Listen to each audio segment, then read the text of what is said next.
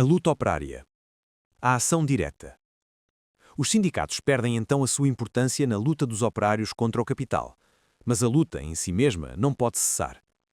Com o grande capital, as tendências para a crise acentuam-se e a resistência operária tem que desenvolver-se também. As crises económicas fazem cada vez mais estragos e destroem o que poderia parecer um progresso assegurado. A exploração intensifica-se na esperança de retardar a baixa dos níveis de lucro de um capital que cresce rapidamente. Os trabalhadores terão de resistir sempre, mas contra o poder grandemente aumentado do capital, os velhos métodos de luta tornaram-se ineficazes. Novos processos são necessários e logo aparecem.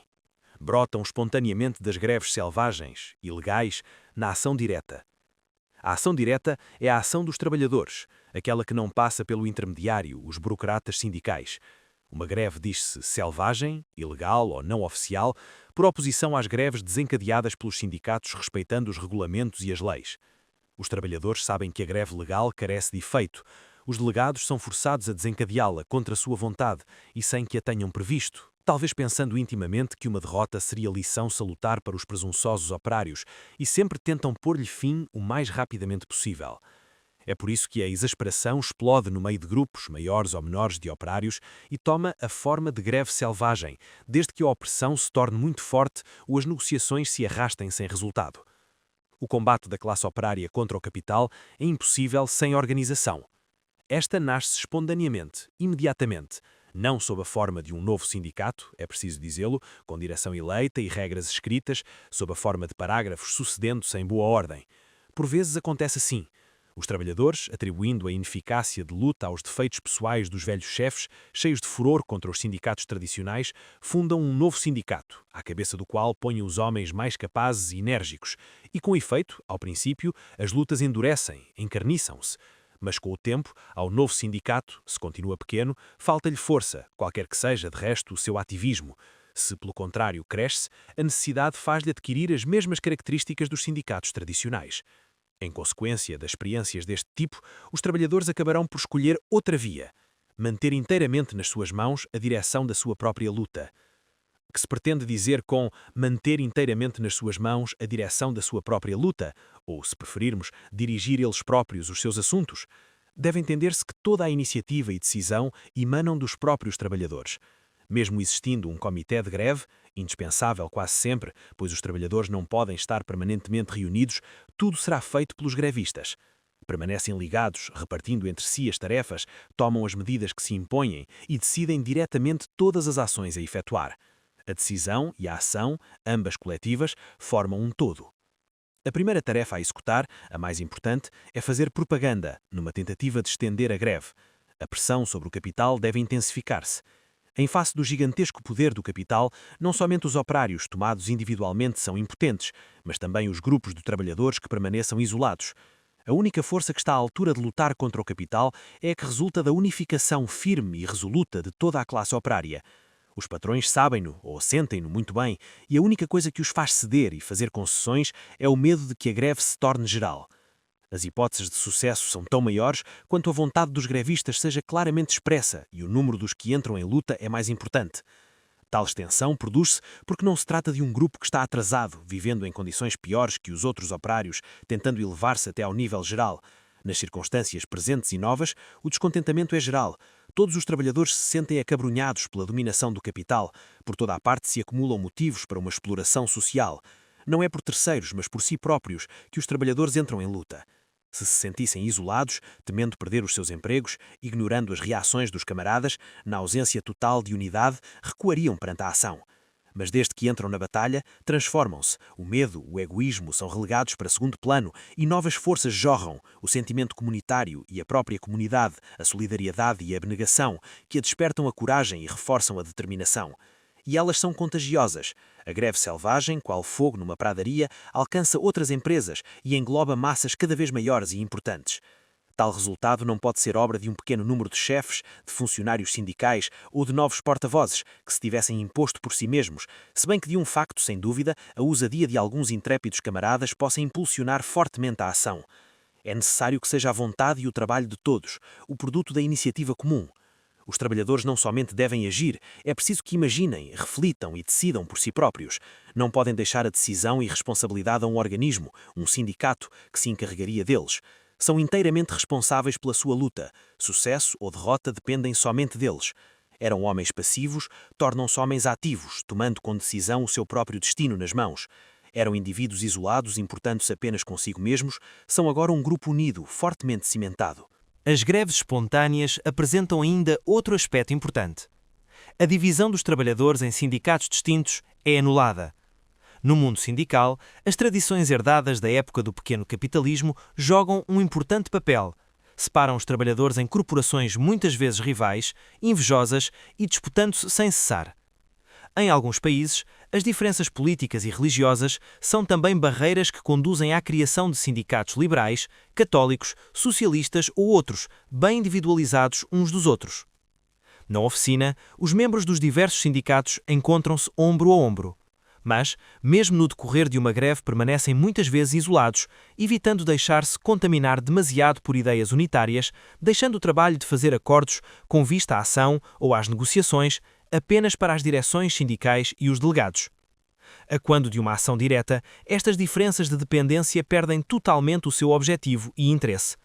Porque durante uma luta espontânea, a unidade é uma necessidade vital, e esta unidade existe, pois se assim não fosse, não existiria a luta. Todos os que trabalham em conjunto numa fábrica, que estão na mesma situação, submetidos à mesma exploração, lutam contra o mesmo patrão e reencontram-se em conjunto na ação comum. A comunidade real é a fábrica, é o pessoal da mesma empresa. Constituem uma comunidade natural que efetua um trabalho em comum, cujos membros estão ligados a um destino e partilham interesses comuns. As antigas divergências, resultando de dependências sindicais ou religiosas, apagam-se. Espectros do passado estão quase esquecidos na realidade viva e nova que constitui a fraternidade na luta comum. A consciência vivificante da unidade nova reforça o entusiasmo e o sentimento de força. Assim, nas greves selvagens, aparecem algumas características da forma das lutas do futuro.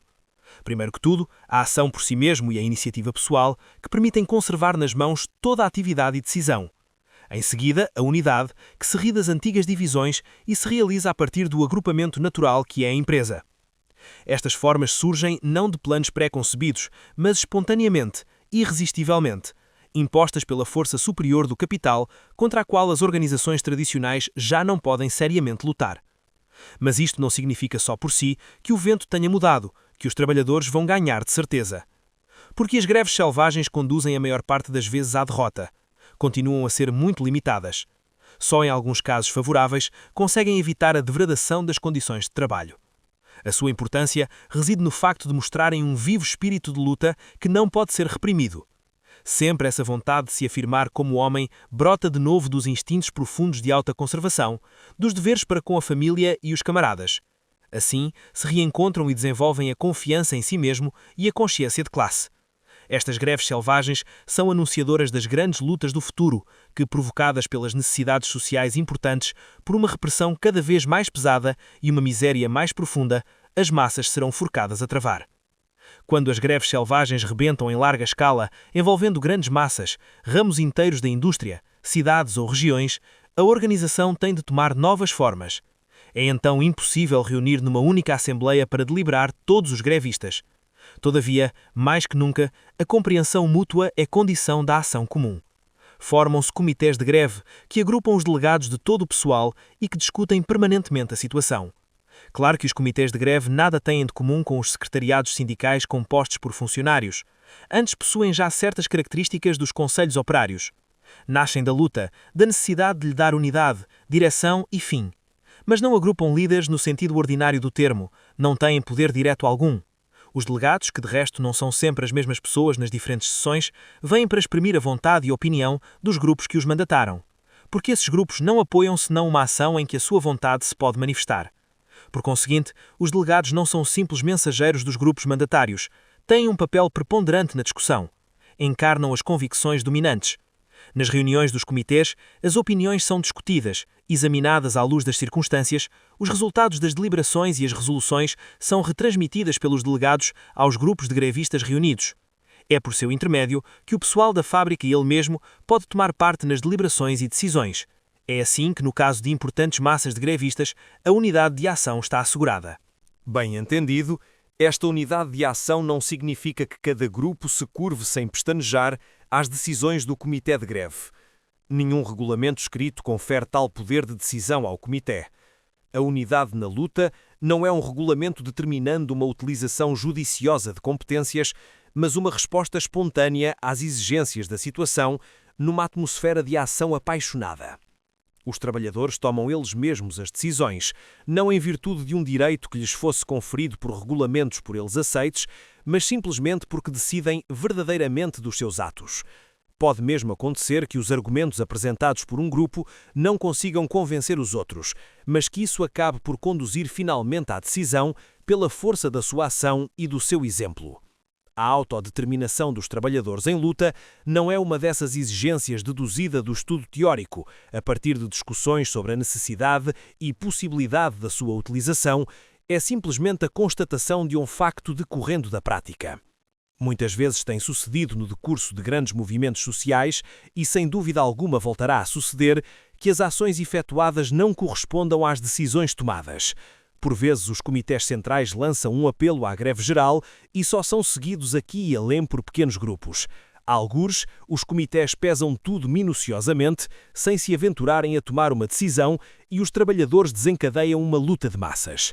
É possível também que os mesmos trabalhadores que estavam resolvidos a fazer greve com todo o entusiasmo recuem no momento de agir, ou, inversamente, que uma prudente hesitação se reflita nas decisões e que, de repente, por ação de forças interiores ocultas, uma greve não decidida estale irreversivelmente. Enquanto os trabalhadores nada têm de comum com os secretariados sindicais compostos por funcionários, antes possuem já certas características dos conselhos operários. Nascem da luta, da necessidade de lhe dar unidade, direção e fim. Mas não agrupam líderes no sentido ordinário do termo, não têm poder direto algum. Os delegados, que de resto não são sempre as mesmas pessoas nas diferentes sessões, vêm para exprimir a vontade e opinião dos grupos que os mandataram, porque esses grupos não apoiam senão uma ação em que a sua vontade se pode manifestar. Por conseguinte, os delegados não são simples mensageiros dos grupos mandatários, têm um papel preponderante na discussão, encarnam as convicções dominantes. Nas reuniões dos comitês, as opiniões são discutidas, examinadas à luz das circunstâncias, os resultados das deliberações e as resoluções são retransmitidas pelos delegados aos grupos de grevistas reunidos. É por seu intermédio que o pessoal da fábrica, ele mesmo, pode tomar parte nas deliberações e decisões. É assim que, no caso de importantes massas de grevistas, a unidade de ação está assegurada. Bem entendido, esta unidade de ação não significa que cada grupo se curve sem pestanejar às decisões do Comitê de Greve. Nenhum regulamento escrito confere tal poder de decisão ao Comitê. A unidade na luta não é um regulamento determinando uma utilização judiciosa de competências, mas uma resposta espontânea às exigências da situação numa atmosfera de ação apaixonada. Os trabalhadores tomam eles mesmos as decisões, não em virtude de um direito que lhes fosse conferido por regulamentos por eles aceitos, mas simplesmente porque decidem verdadeiramente dos seus atos. Pode mesmo acontecer que os argumentos apresentados por um grupo não consigam convencer os outros, mas que isso acabe por conduzir finalmente à decisão pela força da sua ação e do seu exemplo.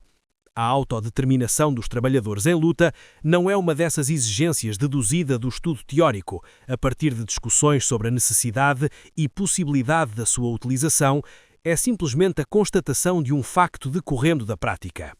Muitas vezes tem sucedido no decurso de grandes movimentos sociais e sem dúvida alguma voltará a suceder que as ações efetuadas não correspondam às decisões tomadas. Por vezes, os comitês centrais lançam um apelo à greve geral e só são seguidos aqui e além por pequenos grupos. Algures, os comitês pesam tudo minuciosamente, sem se aventurarem a tomar uma decisão, e os trabalhadores desencadeiam uma luta de massas. É possível também que os mesmos trabalhadores que estavam resolvidos a fazer greve com todo o entusiasmo recuem no momento de agir, ou, inversamente, que uma prudente hesitação se reflita nas decisões e que, de repente, por ação de forças interiores ocultas, uma greve não decidida estale irreversivelmente. Enquanto os trabalhadores, na sua maneira consciente de pensar, utilizam velhas palavras de ordem e velhas teorias que se exprimem nos seus argumentos e opiniões, dão provas no momento da decisão que depende a sua felicidade ou infelicidade de uma intuição profunda, de uma compreensão instintiva das condições reais, que finalmente determina os seus atos. Isso não significa que essas intuições sejam sempre um guia seguro. As pessoas podem ser induzidas em erro pela impressão que têm das condições exteriores, mas são essas intuições que conduzem à decisão. Não se podem substituir por uma orientação exterior, por anjos de guarda, por mais abaixo que fossem, que dirigissem os grevistas. É necessário que estes tirem da sua própria experiência de luta, dos seus sucessos como dos fracassos, dos esforços que fizeram, o ensinamento que lhes permita adquirir a capacidade necessária para a defesa dos seus próprios assuntos. Assim, as duas formas de organização e de luta opõem-se. A antiga, a dos sindicatos e greves regulamentadas, a nova, a das greves espontâneas e dos conselhos operários. Isto não significa que a primeira seja um dia simplesmente substituída pela segunda. Formas intermédias poderão imaginar-se. Estas constituiriam tentativas de corrigir os males e fraquezas do sindicalismo, salvaguardando os seus bons princípios. Por exemplo, atenuar o dirigismos de uma burocracia de permanentes, evitar aprofundar o fosso criado pela estreiteza de vistas e interesses de capelinha, preservar e utilizar a experiência de lutas passadas. Isto poderia fazer-se reagrupando, depois de uma greve, o núcleo dos melhores militantes num único sindicato. Em qualquer lado onde uma greve rebentasse espontaneamente, esse sindicato estaria presente com os seus organizadores e propagandistas experientes. Assistiriam as massas inexperientes com o seu conselho, instruí-las, defendê-las-iam e organizá-las-iam. Deste modo, cada luta marcaria um progresso na organização, mas no sentido do desenvolvimento da unidade de classe. O grande sindicato americano, IWW-1, é um exemplo de tal organização. Criado nos fins do último século, este sindicato, que se opunha a AFL, Sindicato Conservador dos Operários Especializados com Salários Elevados, corresponde às condições particulares dos SA.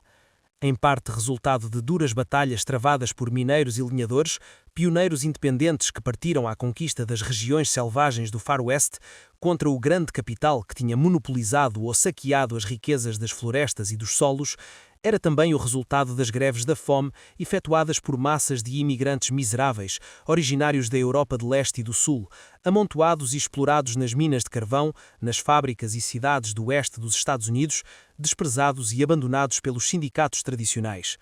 Os IWW forneceram a esses trabalhadores chefes e agitadores experimentados, que lhes mostraram como lutar contra o terrorismo da polícia, que os defenderam perante a opinião pública e os tribunais, que lhes deram uma consciência mais ampla das sociedades e do capitalismo e da luta de classes.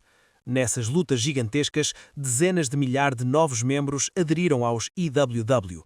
Hoje mais não resta que um punhado de militantes. Esse grande sindicato único, One Big Union, estava adaptado ao crescimento selvagem do capitalismo americano, na época em que este construía o seu poder, esmagando massas formadas de pioneiros individuais. Formas similares de luta e organização poderão aparecer, aqui ou além, e espalhar-se, quando, no decurso de grandes greves, os trabalhadores despertarem sem terem ainda confiança suficiente para tomarem em mãos os seus próprios assuntos. Mas isso não passará de uma forma transitória. Com efeito, existe uma diferença fundamental entre as condições de luta futura na grande indústria e as da América de outrora. Ontem era a ascensão do capitalismo, amanhã será o seu declínio. Ontem tinha-se de contar com a independência feroz de pioneiros ou o egoísmo primitivo de imigrantes à procura de meios de existência, quer dizer, com a expressão de um individualismo pequeno-burguês que ia ser esmagado sob o jugo da exploração capitalista. Amanhã, as massas habituadas à disciplina durante toda a vida pelas máquinas e pelo capital, estreitamente ligadas ao aparelho produtivo, técnica e mentalmente, organizarão a utilização deste aparelho em novas bases, as da colaboração.